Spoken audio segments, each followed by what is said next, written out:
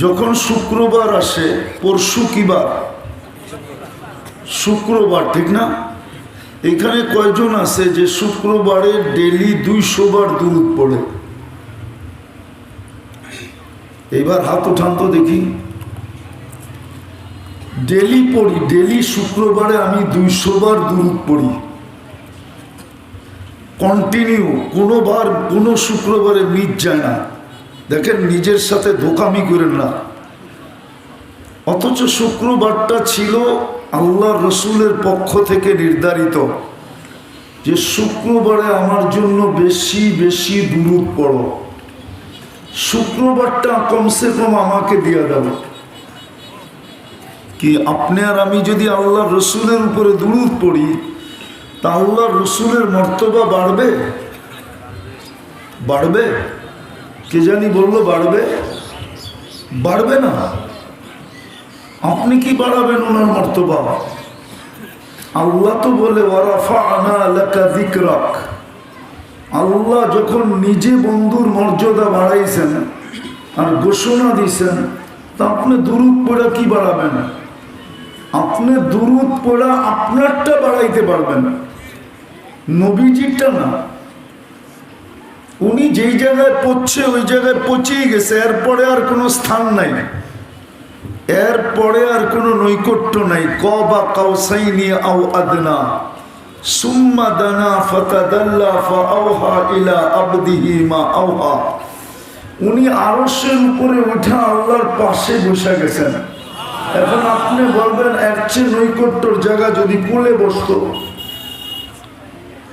এর চেয়ে নৈকট্য তো কিছু নাই। আপনার মর্তবা বাড়বে, কিন্তু আপনি তো শাফাআত চান, শুক্রবারে 200 বার দুরূদ পড়তে চান না। অথচ শুক্রবার তো 24 ঘন্টার, 5 ঘন্টা 100 বার পড়লে তো 2400 বার পড়া উচিত ছিল। 5 ঘন্টায় 50 বার পড়লে তো 1200 বার পড়ার কথা ছিল। 5 ঘন্টায় যদি 10 বারও পড়তাম, 10 বার, তাহলে 24 ঘন্টায় কত হয়? 240 বার পড়ার কথা ছিল। কিন্তু এক যুবক তো শুক্রবারে 10 বার পড়ে না, এক মা বোনও পড়ে না, আপনিও পড়েন না। তাহলে শাফাআত চান কি করে? কথা লম্বার প্রয়োজন নাই। জীবন যদি গড়তে চাই তাহলে অল্প কথা যথেষ্ট, লম্বা কথার দরকার নাই।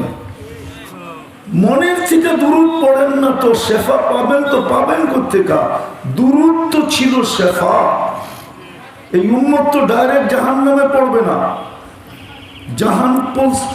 পুলসিরাতের থেকে পড়া গেলেও দুযোগে পড়বে না, ধৈরা লটকায় থাকবে, দেখবে আর দুরূদ আছে কিনা। দুরূদ থাকলে দুরূদ ছুটে আসবে, একে আবার পুলসিরাতে দাঁড় করাবে, আবার দুরূদ পাহারা দিয়া পুলসিরাত পার করাবে।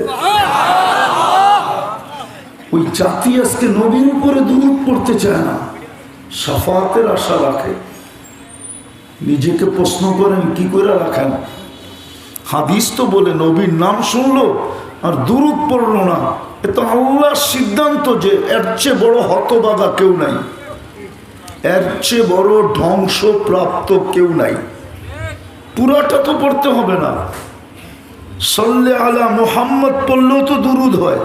জিজ্ঞেস করেন আপনাদের উলামাদেরকে, সাল্লে আলা মুহাম্মদ পড়লেও দুরূদ হয়। আজকে দুরূদ পড়ে না। যেই নবী আপনার জন্য চোখের পানি 23 বৎসরের ভিতরে একদিনও শুকাইতে দেন নাই, আমি প্রমাণ দিতেছি। জিবরিল মিকাইল জিজ্ঞাসা করছেন, মা জালা আরাকা তাবকি।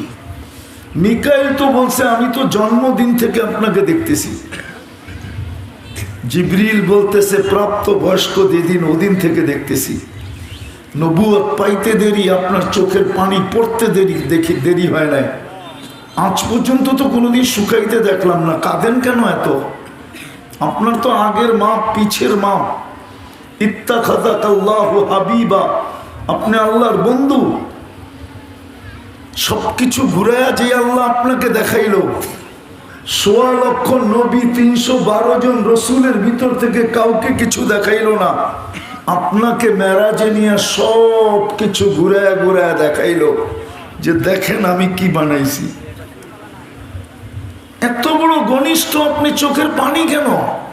তো বলছে উম্মতের জন্য চোখের পানি কখনো থামে না।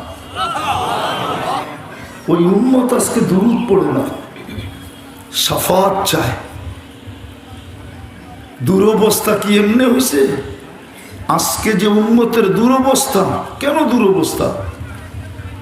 পায়ে হাত রাখি আলেমদের, শুক্রবারে কোনো আলেমও তো 1000 দুরূদ পড়ে না, কোনো মাদ্রাসার তোলাবাও 500 পড়ে না। রাগ হলো না? তোমাদের পায়ে হাত রাখি, পড়ো 500 দুরূদ। অথচ হুকুম ছিল শুক্রবারে আমার উপরে বেশি বেশি দুরূদ পড়ো। যখন নবীর সাথে আপনি মুহাম্মদুর রাসূলুল্লাহর সাথে যখন আপনার বৌরি বাপ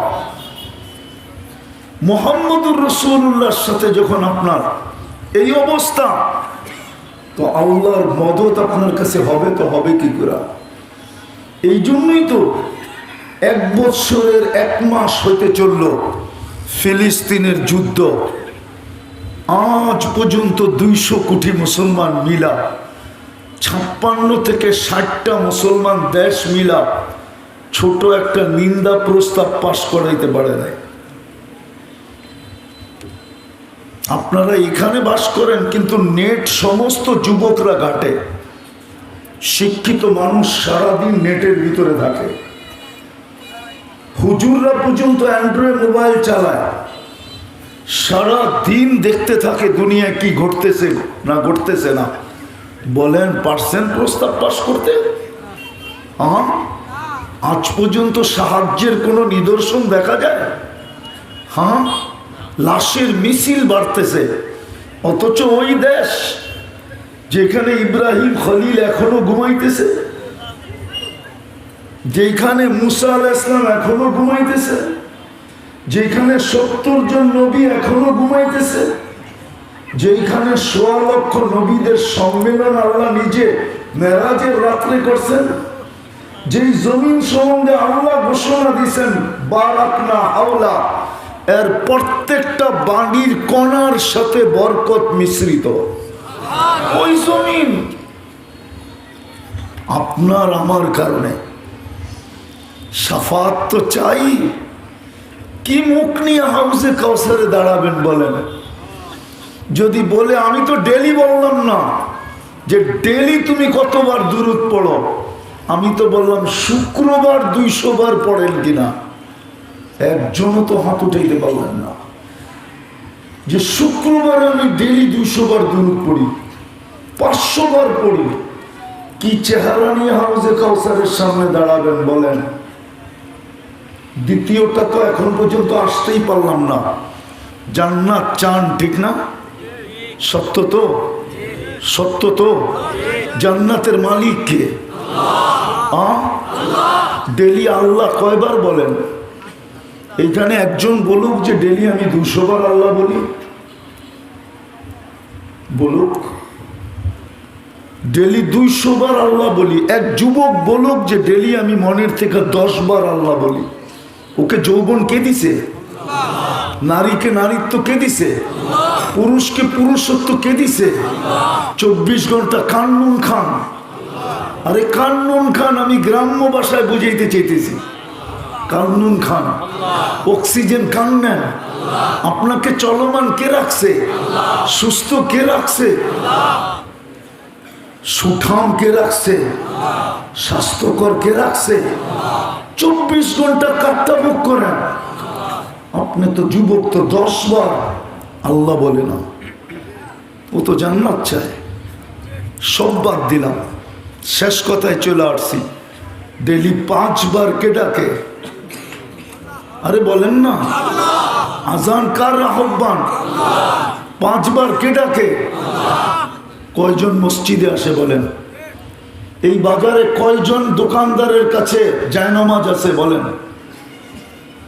যে আমি মসজিদে আসতে পারি না, দোকান রেখা আমি দোকানেই পড়ি, বলুক এই বাজারে কয়জনের কাছে জায়নামাজ আছে? কয়জন আজান শোনার সাথে সাথে জায়নামাজে উঠ দাঁড়ায়? বলুক। সেও তো জান্নাত চায়, কিন্তু মালিককে হ্যাঁ ভালো মতো বলেন না, আওয়াজ দিয়ে বলেন। আল্লাহ বললে গুনাহ হবে না, 40 নেকি মিলবে। হয় নাকি? আল্লাহর 40 অন্য 40 সংখ্যায় সমান, কিন্তু ওজনে সমান না। আল্লাহর 40 তো এত ওজন যে মিজানের পাল্লায় দিলে, সমগ্র জগৎ দিলেও মিজানের পাল্লা, যেই পাল্লায় আল্লাহ দেওয়া আছে, আল্লাহ বলা 40 নেকি দেওয়া আছে, অন্য পাল্লায় যদি সমগ্র জগৎও দেওয়া হয়, তাহলে ওই 40 নেকি আল্লাহ পাল্লাকে উপরে উঠাবে তো দূরের কথা, হেলাইতেও পারবে না।